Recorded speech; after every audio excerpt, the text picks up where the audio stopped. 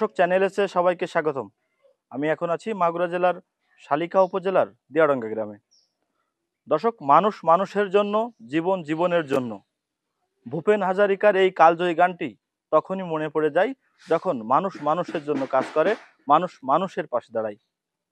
দর্শক, গত মে মাসের 4 তারিখে এই দিয়াডাঙ্গা গ্রামে অসহায় মা টাকার জন্য চিকিৎসা হতে পারছে না এমন শিরোনামে চ্যানেল এস টেলিভিশনের নিউজের পর এই মার চিকিৎসার দায়ভার নেয় ঢাকা দক্ষিণ যুব দলের সদস্য সচিব রবিউল ইসলাম নয়ন। সেই চিকিৎসা শেষে সেই মা ফেরত এসেছে এবং তিনি নতুন জীবন পেয়েছেন।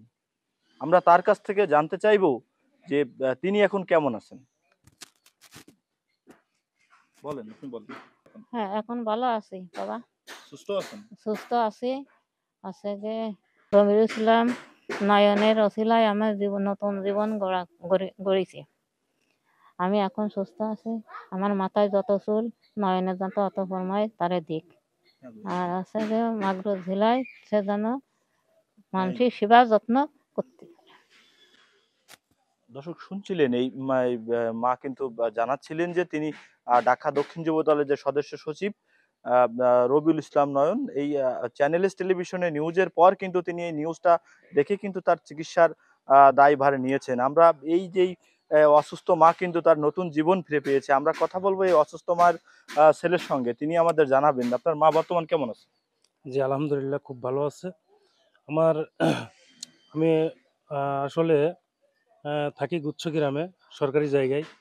আমার তেমন অর্থ কড়ি ছিল না যে আমার মাকে আমি বাঁচাবো এবং চিকিৎসা করাবো। অবশ্যই চ্যানেল এসের পক্ষ চ্যানেল এসকে ধন্যবাদ জানাই আমি। এর মাঝে রবিউল ইসলাম নয়ন ভাই দেখতে পাই যে আমার মা খুবই অসুস্থ। তখনই রবিউল ইসলাম নয়ন ভাই আমার বাড়ি লোক পাঠায়। লোক পাঠানোর পরে তিনি ঢাকায় নিয়ে যায়। ঢাকায় নিয়ে যাওয়ার পরে আপনার চিকিৎসা দেয়। তা আপনার হচ্ছিল, আমি তাকে আন্তরিকভাবে ধন্যবাদ জানাই। আমার মা এখন খুবই সুস্থ।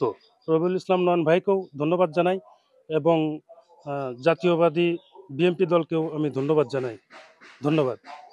শুনছিলেন এই অসুস্থ মায়ের সন্তান কিন্তু আমাদের জানাচ্ছিল যে চ্যানেল এস নিউজের পর কিন্তু ঢাকা দক্ষিণ মহানগর যুব দলের যে সদস্য সচিব রবিউল ইসলাম নয়ন এবং তিনি মাগুরারই কৃতি সন্তান, তিনি কিন্তু এই নিউজটি দেখার সাথেই কিন্তু এই দায়িত্ব তিনি নিয়েছিলেন।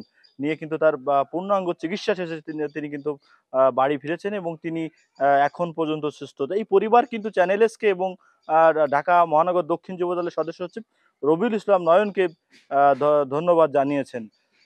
এর মধ্য দিয়ে এলাকাবাসী এবং এই পরিবার জানিয়েছেন যে এই রবিউল ইসলাম নয়নের মতো যারা মানবতার ফেরিয়ালা, যারা মানুষের সুখে দুঃখে পাশে থাকে, তাদের মতো মানুষ যেন যুগে যুগে আবার সৃষ্টি হয়।